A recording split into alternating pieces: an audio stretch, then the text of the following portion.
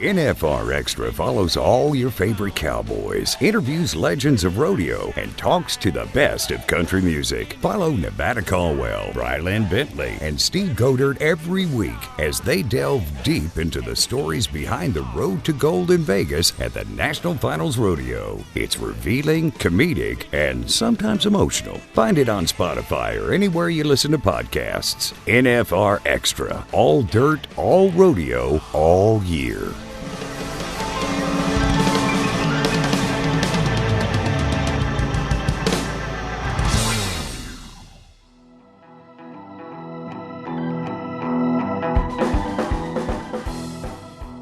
You know, the modeling I did was runway and editorial in New York, and I lived in Manhattan. And, you know, I moved in August of 2011, which obviously was 30 days early enough to miss one of the most tragic things that happened to this country. So a lot of things came out of that, one of which was when people really dislike you, but you show up on time and you stay consistent and you do a great job, they can't help but not ignore you anymore.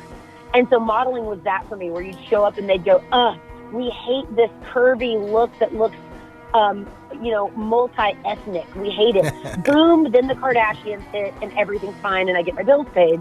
So it was like, you know, okay, it was fun to not fit in, which has been really consistent throughout my journey. NFR Extra, episode 91. We go back into our NFR Extra vault with WPRA champion, barrel racer Fallon Taylor, and tie-down world champ Tyson Durfey. Our original co-host Bo Gardner and I listen as Fallon and Tyson share their journey to becoming a champion and the power of healing through social media and connecting to those in need of help. Enjoy our conversation with Fallon Taylor and Tyson Durfey.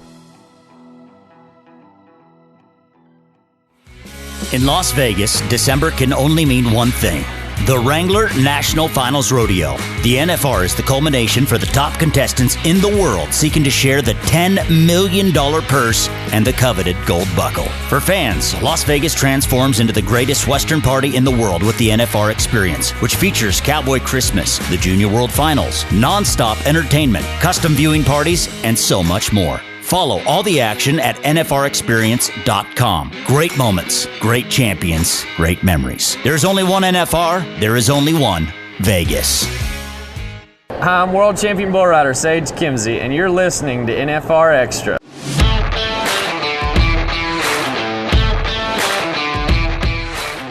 World champion barrel racer, professional athlete, motivational speaker, and entrepreneur, Fallon Taylor has dedicated her career to making the seemingly impossible her reality. An early superstar, at 13 years old, Fallon qualified for the 1995 NFR for the first time. Fallon's star-studded career came crashing down when a horse-related accident left her paralyzed with a fractured C2 vertebrae. Slowly, she taught herself how to talk and walk, ride, and eventually win. She came back with a vengeance to pro rodeo in 2012 and eventually becoming the WPRA barrel racing world champion in 2014. Today, she continues her journey in the Western lifestyle, and her social media following is one of the largest in the rodeo industry. It's a means by which Taylor has found that she can reach out and help others while on the road.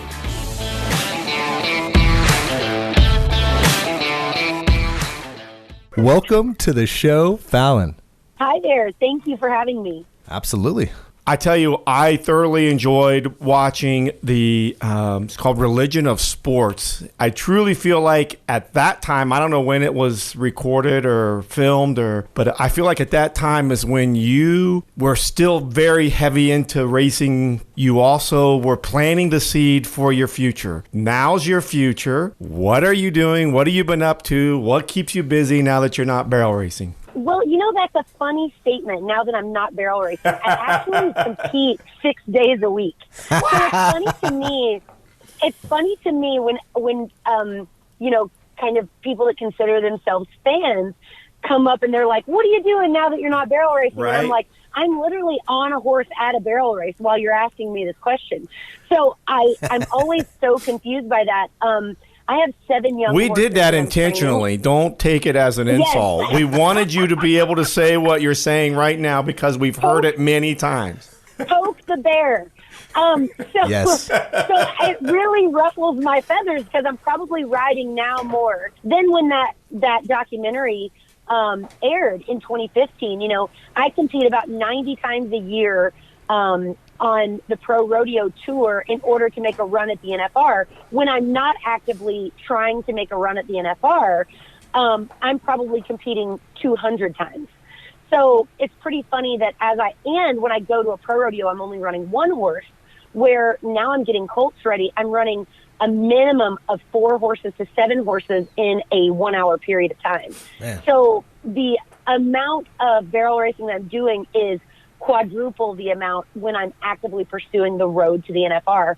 So it's a funny question that I get all of the time that I'm like, so you call yourself a fan, but you watch this for 10 days in December. It's pretty funny because the same people go, I'm your biggest fan, Taylor. And I'm like, my name's Fallon. So great. Yeah, thanks for being a great fan. Looking out. Why are you retired? Yes. Love your work, Taylor. So, actively to answer your question, I'm training. I've got about 7 young horses that I'm training right now. Okay, when you say young, do you mean 4, 5-year-olds, fraternity horses? What are you? We're halter breaking 12, 6 weanlings, 6 yearlings, saddling and ground breaking 5 2-year-olds, running barrels on 2 3-year-olds, 3 4-year-olds, 4 5-year-olds, and then a couple of finished horses. How in the heck do you manage all this business you got going on, as we see that plays out in social media and all the things that you're pitching, selling, branding, promoting, et cetera, et cetera? I think that it's been, there's no balance. I love when gurus come on and tell you about balancing your life. And I'm like, that's not how any of this works. You have to say no to a lot of really exciting things in order to say yes to some other things. So for me, it's saying no to going 90,000 miles down the road at the NFR, to say yes to some horses that are going to take me to the NFR in the future. People will forget about this gap. They won't even know you're gone, and then they'll just start speculating about what you're going to do at the next rodeo. So I'm more concerned with, what's happening right now to try to cultivate an environment where I can be free enough to go. And in rodeo, it's more expensive than anybody could ever imagine. So for me, having a lot of branding and working through, I have an amazing staff, by the way, and they are absolutely phenomenal. When I get out of the warehouse, I go through a daily check. We have a little meeting every single morning, and I walk through the warehouse. I walk through the factory and just talking to everybody and making sure that I'm doing my part. And then it's my job to go to the barn and train. And then after that, it's my job in between all of this to remember that the fans are waiting to hear what's going on and give me a glimpse inside and what's happening today, and understanding how much I crave that from the people that I looked up to kind of keeps me going with this social media kind of task list that I have every single day. I go live on my Facebook groups every single morning. I do a small inspirational rant every single morning online. I put out 3 blogs a week. I do a podcast every single week. And I compete 5 to 6 days a week and try to maintain amazing relationships in my business. So that it's not balanced, but it does work right now. I'm pretty sure people ask you this question, right? When do you sleep? When do you eat? So I have all of my meals are prepped, and I pop them in, and I might be on the back of a horse eating my meals, but I've got alarms. When you get really busy and you look down, it's 3 o'clock, you haven't eaten yet? Yes. I think everybody is kind of that person. So literally have alarms of going, hey, make sure you do this, make sure you do this. But sleep and healing is really important to me.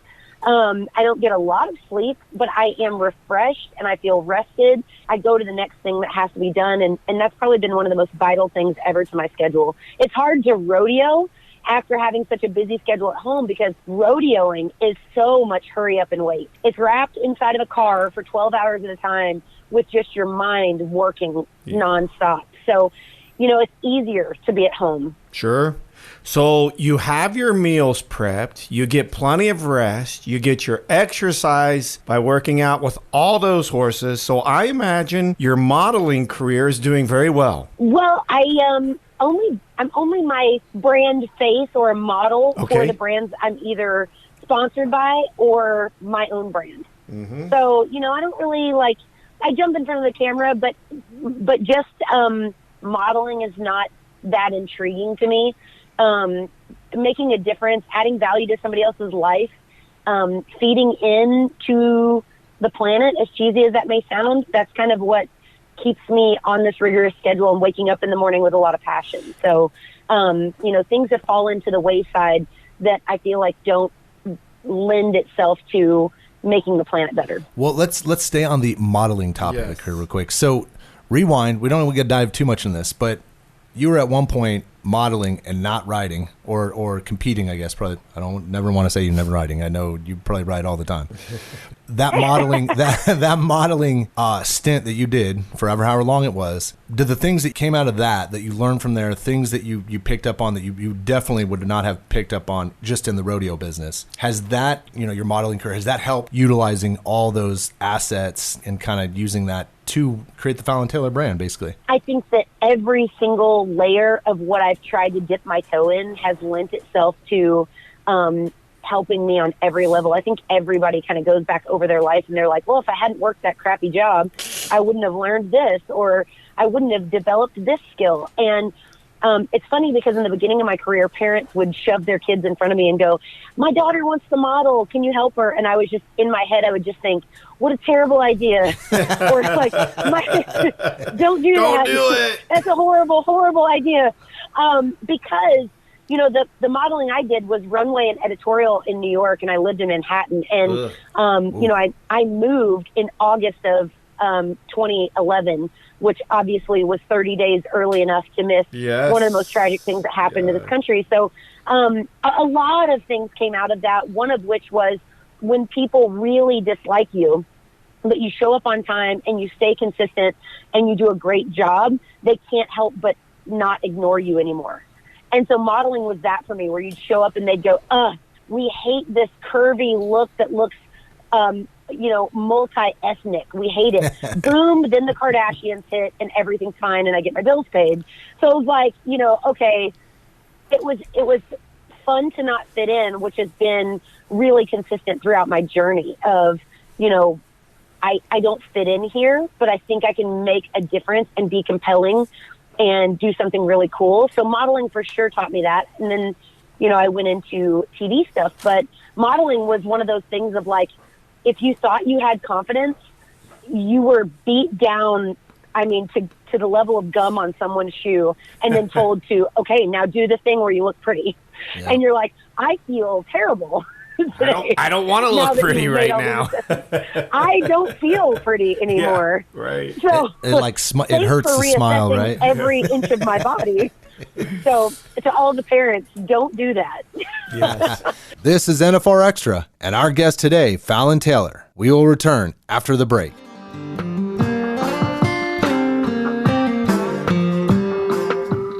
NFR Extra follows cowboys, talks to legends and country stars, and finds the stories that make up the season that leads to the annual showdown in December. Follow me, Nevada Caldwell, Rylan Bentley, and Steve Goder as we delve deep into the stories in and behind the road to gold. Listen to NFR Extra on Rural Radio, Channel 147 on SiriusXM every Monday at 8 p.m. Pacific, 11 Eastern, with a re-air Tuesday in the same time slot. NFR Extra, all dirt, all rodeo, all year. Hi, this is Patrick Gotch joining you on NFR Extra.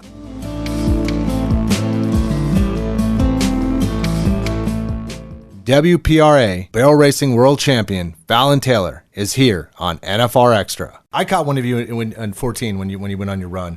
I just joined the team here at LVE and kind of just this Fallon Taylor experience, which was phenomenal on social media to play out with the helmets, the colors, everything you were doing. But it makes sense what you're talking about coming from New York. She was marketing then. Absolutely. You know exactly what you're doing. And what I liked is that you really handled the exposure. So when the cameras are on spotlight, to your point, you got to smile sometimes even when you don't want to.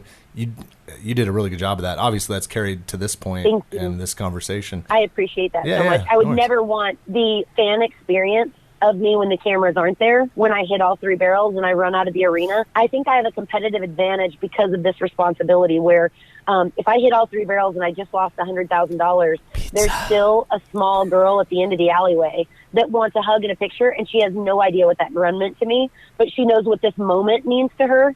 So my resilience factor has had to go up through the roof of be like, get it together, because you could ruin that person's experience of what they think of their heroes in the arena. You could ruin it so quickly.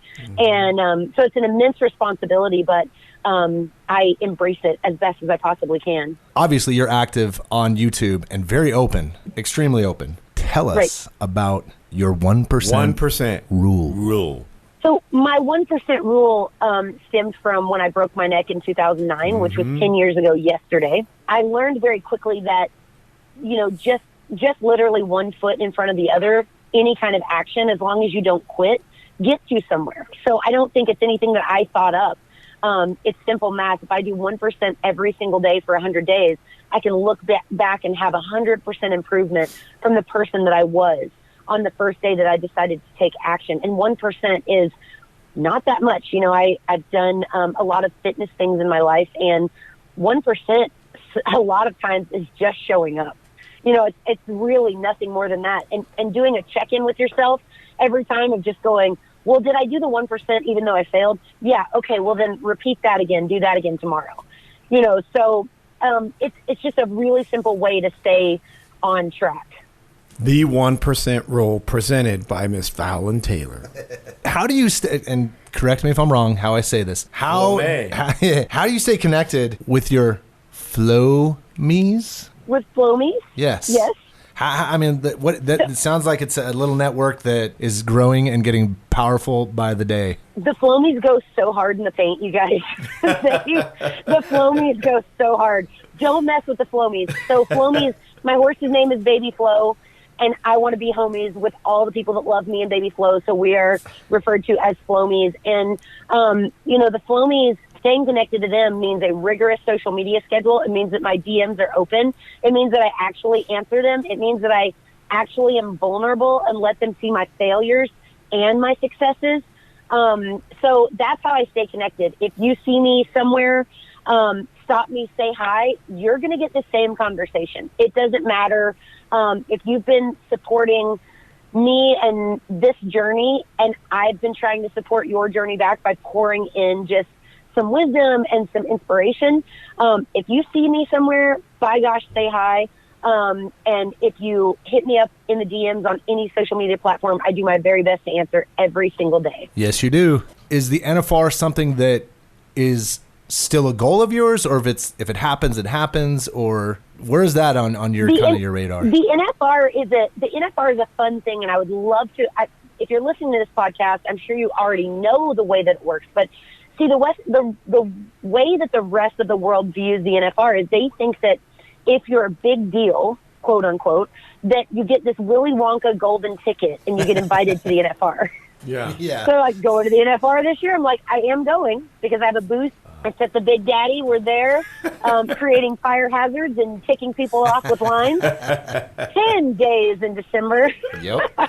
Cowboy Christmas. That's where you'll find me. It's a lot. It's hardcore. So that's where I am. But I think a lot of people's perception is they walk up and they go, are you rodeoing? And then they go, well, you going to the NFR? And I'm like, that's not how any of this works. Yeah. So the way that it works, you've got to plan out that you're going to be in a vehicle for about 9 months a year, driving about 90,000 miles a year, trains, planes, and automobiles. So it's not something that that's just going to happen if it happens. That's never, ever going to work out. So we like poking that pig. You know that, right? We just continue to do that. All right. Yes. I love it. But, October is close, and I plan on October 1st rodeoing really hard in October. And I like to just kind of gauge where I stand after that. After I kind of give myself a little bit of a run in October, because that's the start of the brand new season. I like to just kind of feel it out from there. I write my goals down a year in advance. NFR 2020 is not on the goal sheet yet, but I haven't completed my goal sheet for next year. So we shall see is the answer. So if you do rodeo in October, what circuit? What's your... So October's wild. Yep. October is one rodeo in Brawley, California that's forever away on the end of the planet. Then the other side of the planet in Florida, there's a few rodeos, Louisiana and Montana. So it's really like a good little mini test of, hey, Fallon, remember what this is like? Do we really love this, or would you rather be working? How much do you love this? So that's what October is for me. It's a barometer check. Because we've interviewed quite a few contestants on here and talk about the road, and actually some like Tallman and those guys break down your all's journey and what it takes. And, you know, you'd love to have a personal assistant, you know, planning for you everything that you do, and, you know, making sure that the tires on the truck work and the horse is ready and you're healthy. And yeah, I could see how that goes down, and definitely, you know, what a tough decision that's got to make as far as, you know, are you willing to buckle up and let's do this? That's why that decision to be on the road to the NFR is made early. Like she said, early, because you just got to put the gauge out there and see what happens. Yeah, you have to be prepared. A lot of people just say, you know, I'm just going to jump out there and give it a shot. And I'm like, give it a shot, but you need to give it a good old solid try, because you can go to those 90,000 miles. You can go to those 90 rodeos and still not punch your ticket to Vegas. Even to that, you know, when I see people announce, and I see this quite a bit, always around January, right after the NFR, you know, maybe there's a super rodeo high at that point, and it's like, all right, I'm making the NFR this year, and they make those announcements, or they're going to do all around, or whatever it is, and then they disappear. My catchphrase is, hashtag see me in August. See me in August. Yeah, seriously. Tell me how dedicated you are in August. Yep. Because the gyms are full, too, of New Year's resolutions. I go to a crowded gym and crowded rodeos in January. But August, it looks like a ghost town. Oh, that's awesome. Tell us a little bit about your horses. Right now, I know you define them age-wise, but if you go out and rodeo in October, who you on? Well, it all depends. Right now, I'm just trying to get these colts really finished up where they feel great. They're clocking with baby flow right now, but they're not clocking with baby flow under pressure. You know, we're not at Reliant. We're not in San Antonio. We're not at Thomas and Mack. So, you know, that's obviously very different. So my horses are all related in some way, shape, or form. My horses that I went to the NFR on in the 90s are the sire and dam of the lineage throughout my entire barn, which is just really cool and what keeps me connected. I don't buy anything. We raise everything. You know, it's not a feather in my hat to say that we raised everything. It's very, very hard to do this. But it's what keeps me personally connected to the journey, is like, seeing myself go back to the NFR doesn't do anything for me. It doesn't fuel me with passion or get me excited at all. But seeing my 4-year-old colt Slowbot that almost died and had a virus as a yearling that shouldn't make it, seeing him go to the NFR and telling his story to the Flomies and allowing them to understand that the underdog can go back and prevail, that's a cool story that I could maybe run with. We all want to know that the horses that we invest so much in, we are not investing in the best horse on the planet. Right. We're investing in the ones that we're connected to. Yep. Yeah. You buy breed, right? That's what you got to go by, and you just see what you get out of them. But you know what, to your point, Fallon, too, though, is that the NFR is all about showcasing the horse and horsemanship and everything about it. And, I could see that feeling where take the human element out of it, and the excitement of watching a horse go from A to Z has got to be, well, just like watching my kids, you know, do well and kind of excel what they need to do. Right, absolutely. Fallon, we know you're busy. We really know you're busy. We really do. We don't want to take away your breakfast, lunch, or I'm sure you made a business deal. Watching a video. And the pause that we did here. I've got it all blocked off. Today, this is my job. So I appreciate you guys so much for having me. Thank you guys so much. Have an amazing rest of your day. Thanks, you too. Fallon. All right, Fallon. All right. Thanks, guys. Bye. NFR Throwback with 8-time PRCA World Champion Joe Beaver. My favorite NFR memory is, I'm going to have to do a split, because it's the very first camp I ran there. I wanted to go around, I think, in 85, and that's kind of set you off. And then the last time I ran one in 06 is the last time I rode. I won the all-around at the NFR, and I think that last camp was very important for me to win that. So I'd have to say that's 2 of them, 1-2.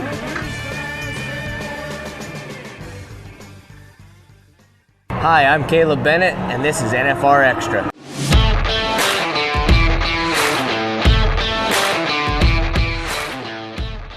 Tyson Durfey, the 2016 world champion tie-down roper, exemplifies a story of rags to riches in pursuit of a dream. Growing up poor in a single wide trailer house in Savannah, Missouri, he was no stranger to hard work. Tyson's journey to becoming one of the best tie-down ropers in the world has not been easy.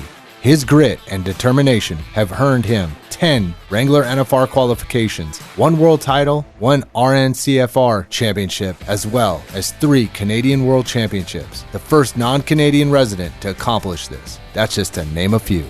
Tyson's talent speaks louder than words. His time in the spotlight has helped him become a household name among rodeo fans. His inspirations doesn't stop in the arena. Tyson's generous heart has offered a percentage of the prize money he's won at the NFR to many charitable foundations.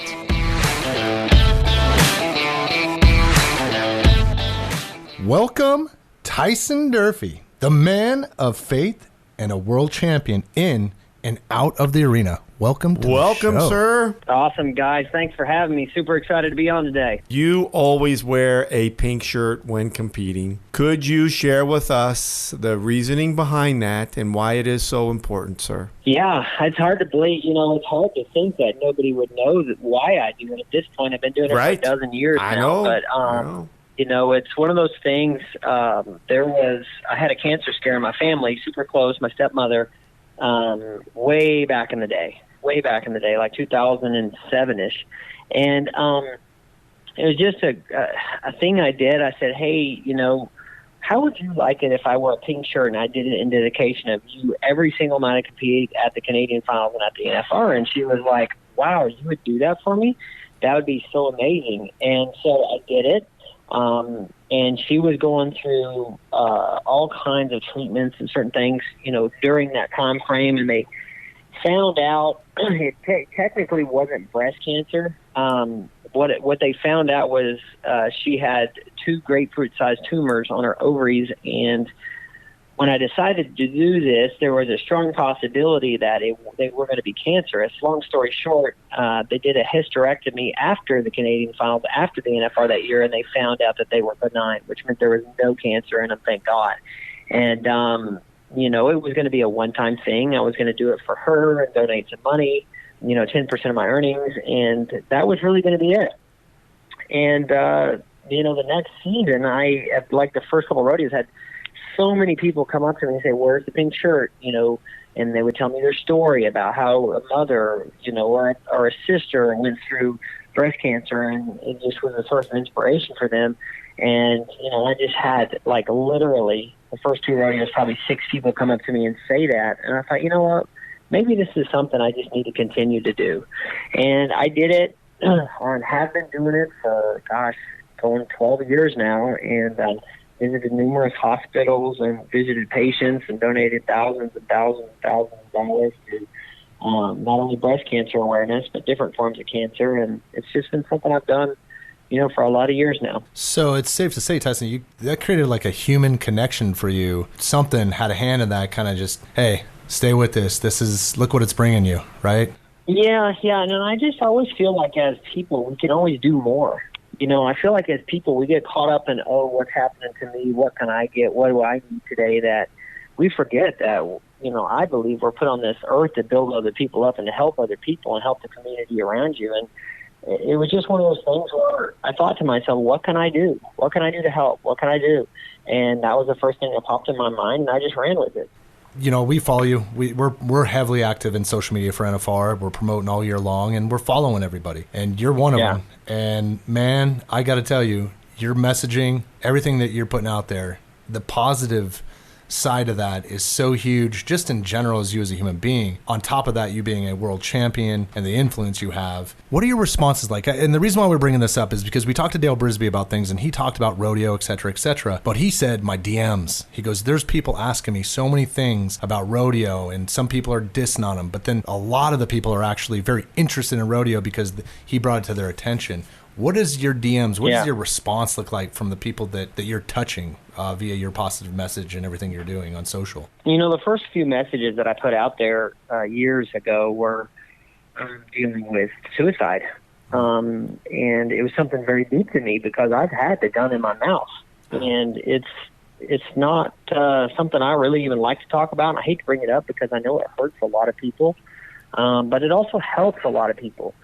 And I did that message, and I was almost in tears when I did it, and it came from a real place of rawness and insecurity and just being open and honest. And I realized that through that message, you know, that I put out there, that I helped a lot of people. Now, I had my critics. I had my people that didn't like it. I had my people that I hurt because I brought up negative memories, and I feel bad about that, but literally helped, you know, 20, 30 people reach out to me off that one video and said that, you know, they've been struggling and they were contemplating that. And then hearing my, you know, story, it just changed their mind. And I thought, man, what else can I do? You know, what else can I do to motivate, help, and inspire people? Not only on that side of it, but just across the sports psychology side. It's personal, you know, maximizing my mind was something I've always wanted to do, something I always wanted. I mean, I grew up in like every single learning disability class there was. I mean, I couldn't read. Things were backwards. I spent half the day in learning disability classes, and I always felt so ashamed and so, you know, sick and tired of it that I didn't really love school, but I loved learning. And when I graduated school, I was like, I'm just going to push my mind to the limit. Whatever I need to work on, I'm just going to work on. And it just blows my mind that more people won't do that. You know, they'll spend their whole life struggling on a topic, or a whole life wondering why they just can't get rid of the negative thoughts that they have in their head. Or, you know, that they go over to alcohol, or they go over to drugs, or they do all this stuff. And I just really have a personal war against, you know, negative mindset, negative thinking, you know, negativity, addiction, all that stuff. And I just realized that, you know, through my platform of being a rodeo athlete, I can help so many more people and do it the right way, and not just be a guy that competes in the arena, but a guy that really tries to help people. You are listening to NFR Extra with our guest, Tyson Durfey. Let's take a quick break before wrapping up our conversation.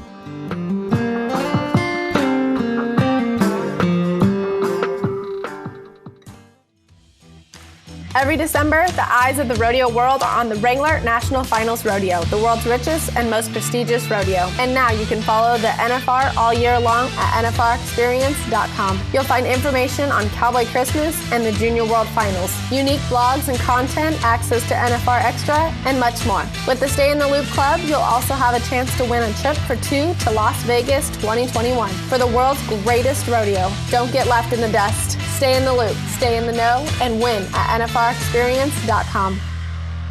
Hey, this is Chancey Williams, and you're listening to NFR Extra.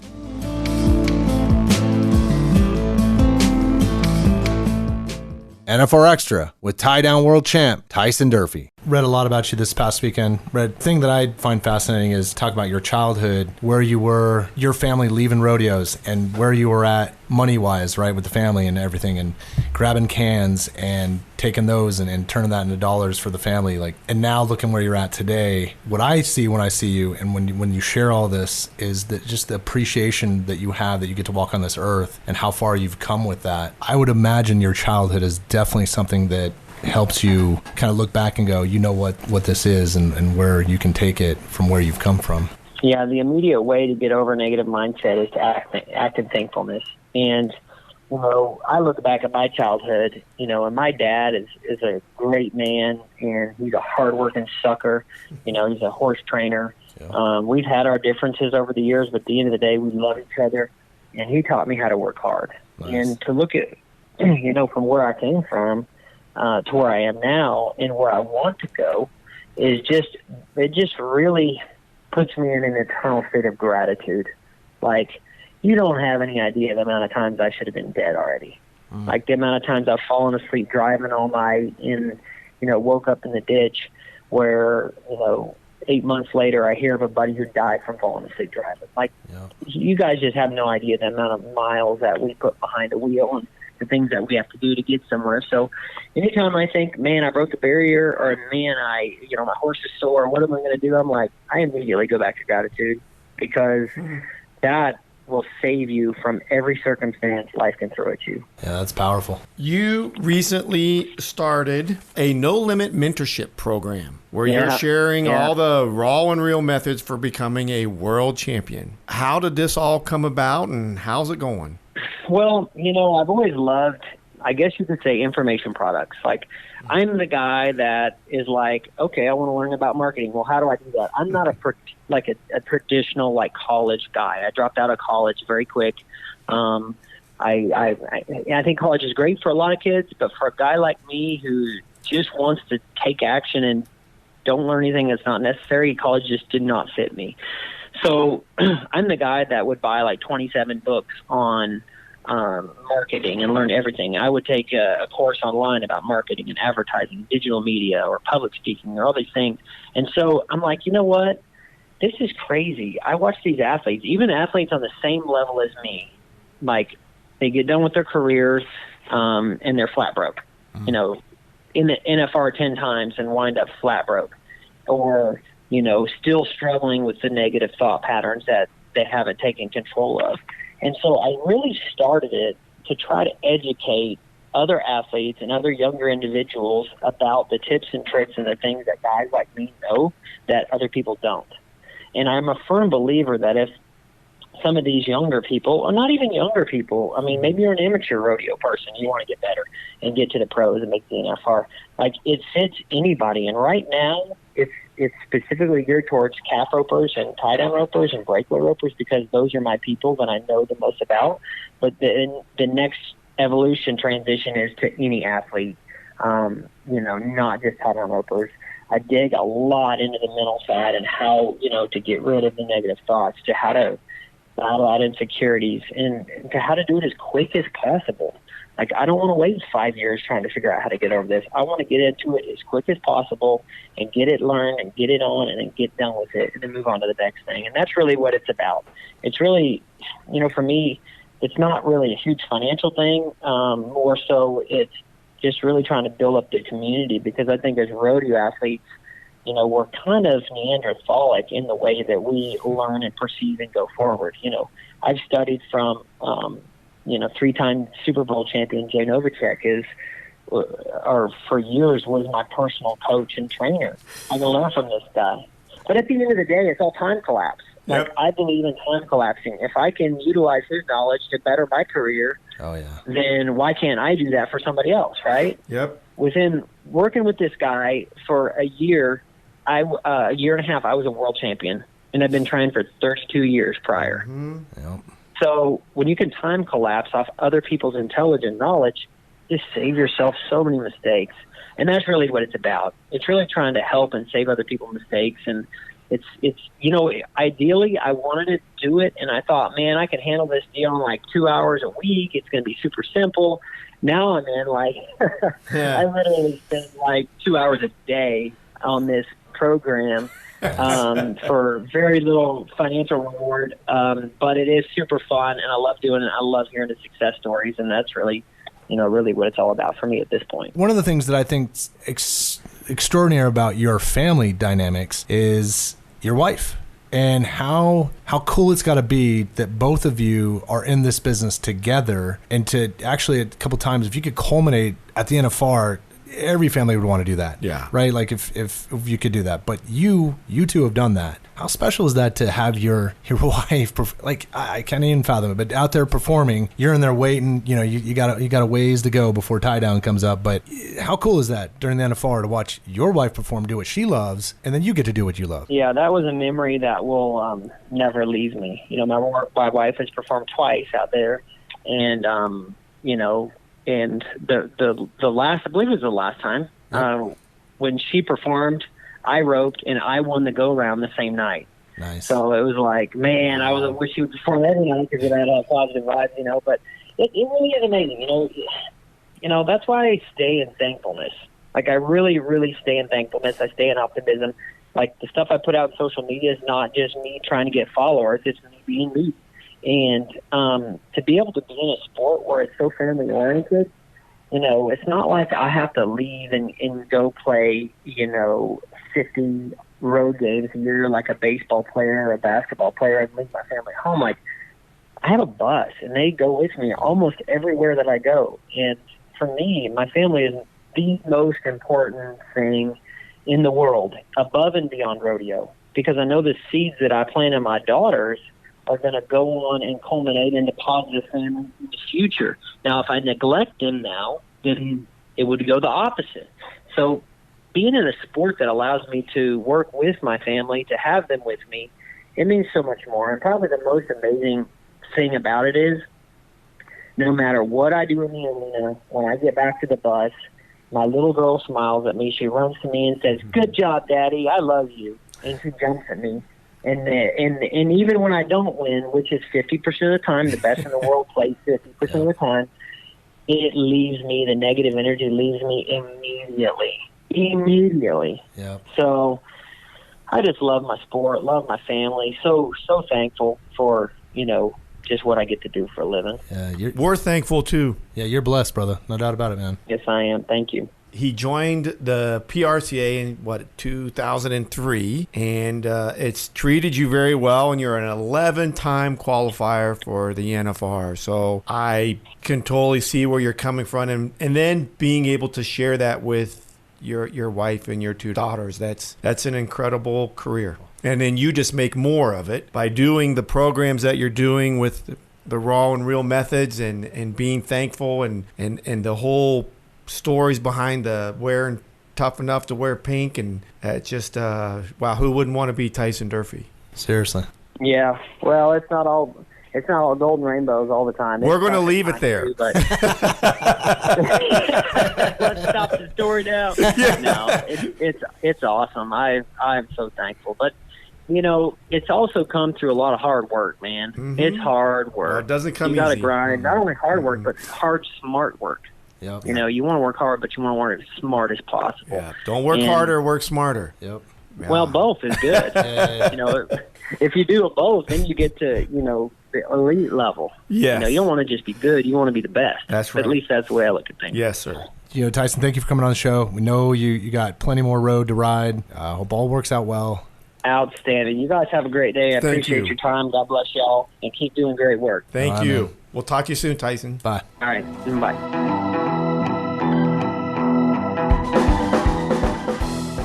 We want to give a big thanks to Fallon Taylor and Tyson Durfey for hanging with us on NFR Extra. Want to experience more of NFR? Then visit NFRexperience.com. And we invite you to subscribe to NFR Extra on Apple Podcasts, Spotify, iHeartRadio, or wherever you're listening right now. If you like what you've heard on NFR Extra, we would love it if you gave us a big 5-star rating and tell your friends how to subscribe.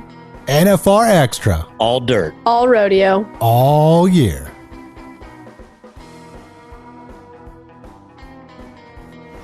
Gotta make it out to Vegas, where the big boys roam, with the rovers and the racers and the bulls and the broncs, and the ladies in the skin-tight wranglers and the cowboy hats.